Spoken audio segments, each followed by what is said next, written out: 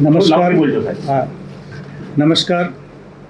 આજની પ્રેસ બ્રીફિંગમાં સ્થાનિક સંસ્થાની સામાન્ય ચૂંટણી બાબતમાં પધારેલા પ્રિન્ટ અને ઇલેક્ટ્રોનિક મીડિયાના મિત્રોની સ્વાગત કરું છું.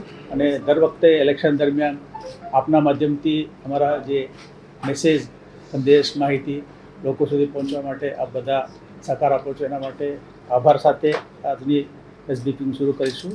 જે આજની પ્રેસ બ્રીફિંગમાં જે સામાન્ય ચૂંટણી બાબતમાં જે વિગત થોડું આપનું આપીશું. રાજ્ય સરકાર તરફથી જે ઓબીસી રિઝર્વેશન માટે નવા નિયમ લાગુ કર્યા પછી મોટા પાયે સામાન્ય ચૂંટણી આ વખતે અમે કરીએ છીએ. અગાઉ ગયા વર્ષે ગ્રામ પંચાયત અને થોડા મ્યુનિસિપાલિટીઝના અને જૂનાગઢ કોર્પોરેશનના પણ કરેલા છે, પરંતુ આ મોટી જનરલ ઇલેક્શન છે. એમાં જે 27% અનામત નક્કી થયા પછી અમે જે રોટેશનનું કામગીરી કરેલા છે. સાથે કેટલીક નવી બોડીઝ પણ અસ્તિત્વમાં આવેલા છે. આપ જાણો છો, 9 મહાનગરપાલિકાઓ, 7 નગરપાલિકાઓ, 17 તાલુકા પંચાયત, એક જિલ્લા પંચાયત, એટલે એક જિલ્લા નવું બન્યું, એટલે એક જિલ્લા પંચાયત નવું એક બન્યું, અને કેટલાક લોકલ બોડીઝના હદમાં ફેરફાર થયેલા છે. એના કારણે જે સીમાંકન કરવું જરૂર પડે, એટલે મોટા પાયો લગભગ થોડા ઘરો છોડીને બાકી બધામાં પણ સીમાંકન સાથે રોટેશન પણ કરવામાં આવે છે. એની વિગત બધા આપને આપીશું. સાથે સાથે સામાન્ય ચૂંટણી બાબતમાં કઈ કઈ તૈયારી, થોડા અત્યારે પ્રાથમિક તૈયારી જે કરેલી છે એનું પણ આપનું વિગત આપીશું. જે અત્યારે જો સામાન્ય ચૂંટણી થવાનું છે 34 જિલ્લા પંચાયત, 34 જિલ્લા પંચાયત પૈકી એક નવા વાવ થરાદ નવા જિલ્લા પંચાયત છે, બાકી જિલ્લા જૂના છે. એ પૈકી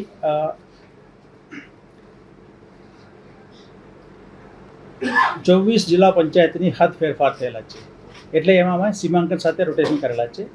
માત્ર 9 જિલ્લા પંચાયતમાં કોઈ હદમાં કોઈ ફેરફાર થયેલ નથી, એમાં ત્યાં માત્ર રોટેશન કરેલા છે. હવે કોર્પોરેશનની બાબત આવે, 17 મહાનગરપાલિકા પૈકી અત્યારે ગાંધીનગર અને જૂનાગઢનું ડ્યુ નથી, પરંતુ બાકી 15માં ડ્યુ છે.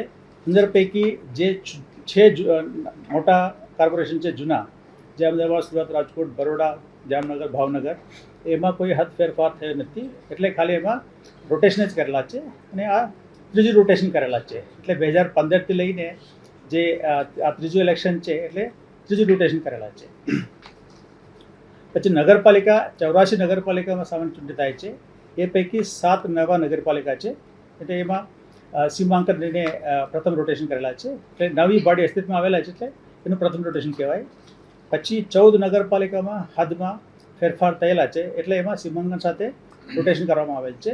રોટેશન નગરપાલિકાઓમાં ભૂતકાળમાં જૂના નિયમ પ્રમાણે રોટેશનની જોગવાઈ નથી, પરંતુ ગયા વર્ષે સરકાર નિયમોમાં થોડા ફેરફાર કરીને જે કોર્પોરેશન જેમાં રોટેશન થાય છે એ પ્રમાણે નગરપાલિકામાં પણ રોટેશનનું નિયમ લાવેલા છે.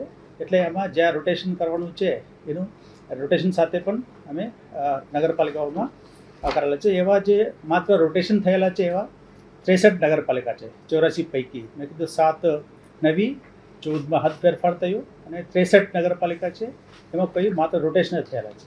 એ રીતે 260 તાલુકા પંચાયત, આમ કુલ 263 તાલુકા પંચાયત છે. એ પૈકી 3 હમણાં ઇલેક્શન થયેલા તે ગયા વખતે, જે કપડવંજ, કટલાલ, ગાંધીનગર, જે 3 તાલુકા પંચાયત બાદ કરતાં 260 તાલુકા પંચાયતમાં અત્યારે સામાન્ય ચૂંટણી દૂર થયેલા છે, એમાં કરવાનું છે. તે પૈકી 17 તાલુકા પંચાયતી સરકારે નવી કરેલા છે, એટલે એમનું સીમાંકન કરેલા છે. 53 તાલુકા પંચાયતની, એટલે જુદા જુદા કોર્પોરેશન અથવા નગરપાલિકાની હદ ફેરવા અથવા નવા બનવાથી જે જ્યુરિસડિક્શન તાલુકા પંચાયત બદલવાથી એમાં 53 તાલુકા પંચાયતની હદમાં બદલાવ આવે છે. એટલે સ્ટેજ છે, છતાં અમે રફલી આઈડેન્ટિફાઈ કરેલા છે. 11,000 જેટલા સંવેદનશીલ છે, 3,300 જેટલા અતિ સંવેદનશીલ છે. એ તો જૂના અતિ સંવેદનશીલ, પછી એ તો બદલ છે. પછી એકચ્યુઅલ પોલ ડેની 2-3 દિવસ પહેલાં બધા ઉમેદવારો ફાઇનલ થાય ત્યારે થોડા ફેરફાર થશે, એટલે પછી ત્યારે એકચ્યુઅલ આંકડા ત્યારે આપીશું. અને મહાનગરપાલિકા, નગરપાલિકા વગેરે માટે અમે કુલ 996 ચૂંટણી અધિકારી અને 1266 જેટલા મદદનીશ ચૂંટણી અધિકારી, 996 ચૂંટણી અધિકારી એટલે રિટર્નિંગ ઓફિસર્સ, 1266 મદદનીશ ચૂંટણી અધિકારી એટલે ARO નિમણૂક કરેલા છે. એમનું હવે આ 3-4 દિવસમાં એમનું ટ્રેનિંગ પણ આ 2 દિવસમાં પૂરું થવાનું છે. અને પોલિંગ સ્ટાફ છે 2,61,000 જેટલા પોલિંગ સ્ટાફનું પણ અમે ડેટાબેઝ તૈયાર કરેલા છે. 2,61,000 જેટલા પોલિંગ સ્ટાફ, મતદાન માટે જે પોલિંગ સ્ટાફ છે.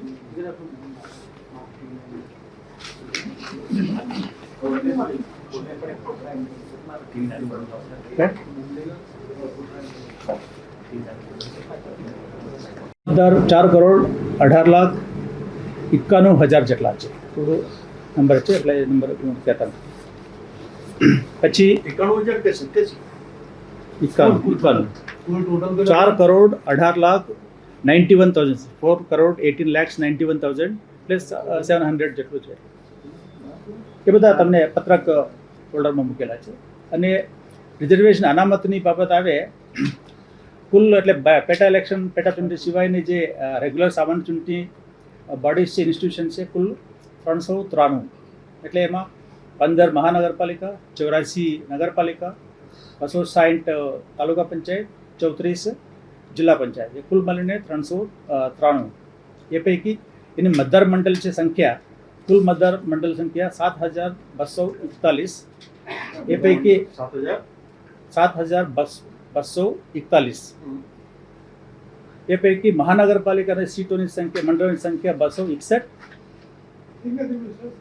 ધીમે ધીમે મહાનગરપાલિકા 261 મતદાર મંડળ, હા મતદાર મંડળ. નગરપાલિકા 656.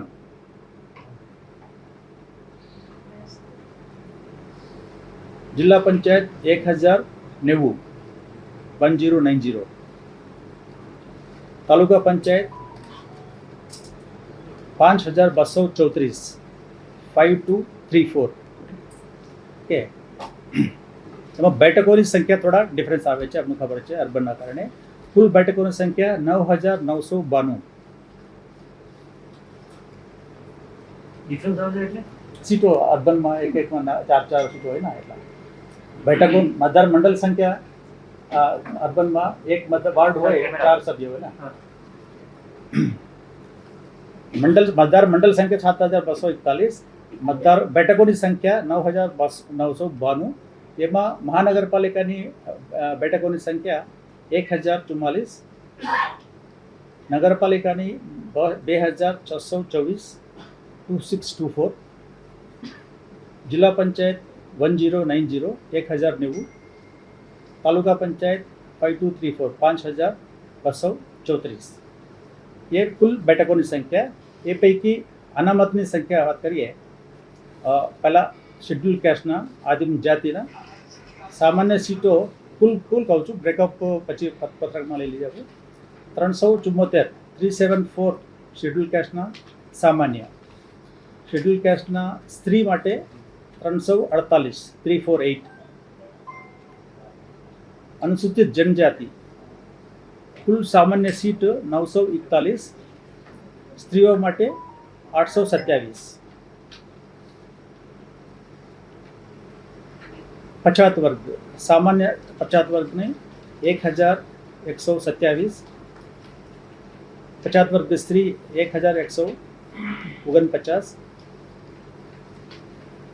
બિન અનામત એટલે બિન અનામતમાં સ્ત્રી, સામાન્ય સ્ત્રી 2,662. સામાન્ય એટલે બિન અનામત 2,554. આ તો જિલ્લા, તાલુકા, મહાનગરપાલિકા, નગરપાલિકાનું ભેગું છે. ફોલ્ડરમાં આપણું મૂકેલા છે સીટ ડિટેલમાં બોડી વાઇઝ આપનું આજે કોર્પોરેશનના કેટલા છે, પંચાયતના કેટલા છે, અલગ આપનું પત્રકમાં મળી જશે. હવે આ ચૂંટણી, સામાન્ય ચૂંટણી કોર્પોરેશન, નગરપાલિકા, જિલ્લા, તાલુકા પંચાયતની EVM મિશનથી કરવાનું છે. એટલે EVMની જે અર્બનમાં આપનું જાણો છો મલ્ટી ચોઇસ ઈવીએમ્સ વાપરવાનું છે કોર્પોરેશન અને મ્યુનિસિપાલિટીમાં. તાલુકા જિલ્લા પંચાયતમાં સિંગલ ચોઇસ ઈવીએમ. એનું જે એફએલસી છે લગભગ પૂરા થવા માંડે છે કે 4-5 જિલ્લાનું બાકી છે. 2-3 દિવસમાં એ પૂરું થઈ જશે. અને કમિંગ ટુ ધી શેડ્યુલ, એટલે જાહેરાત કરીએ છીએ એટલે આજથી આચારસંહિતા અમલમાં આવશે. જાહેરનામાનું તારીખ છે 6/4/26 એટલે સોમવારથી નોમિનેશન શરૂ થશે. ઉમેદવારી પત્ર ભરવાની છેલ્લી તારીખ છે 11/4 શનિવાર. ઉમેદવારી પત્રનો ચકાસણી માટેની તારીખ 13/4 એટલે સોમવાર. કહીશ સ્ટાર્ટિંગ ધીમે ધીમે કહીશું. ચૂંટણીની જાહેરાત 1/4 એટલે આજે. જાહેરનામા ચૂંટણી નોટિસ પ્રસિદ્ધ કરવાની તારીખ 6/4/26 સોમવાર.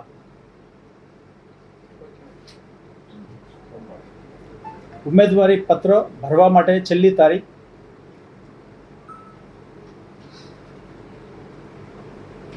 11/4/26 શનિવાર. ઉમેદવારી પત્ર ચકાસણી માટે તારીખ 13/4/26 સોમવાર.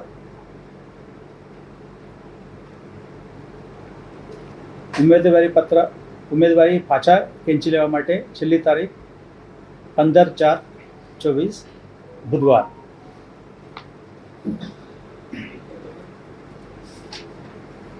મતદાનની તારીખ 24/4/26 રવિવાર. સમય સવારના 7 વાગ્યાથી સાંજના 6 વાગ્યા સુધી.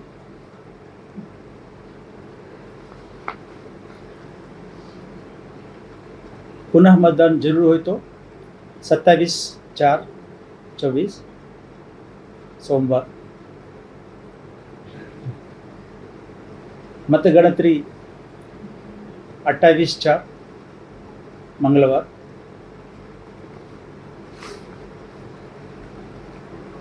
ચૂંટણી પ્રક્રિયા પૂર્ણ થવાની તારીખ 30/4/26.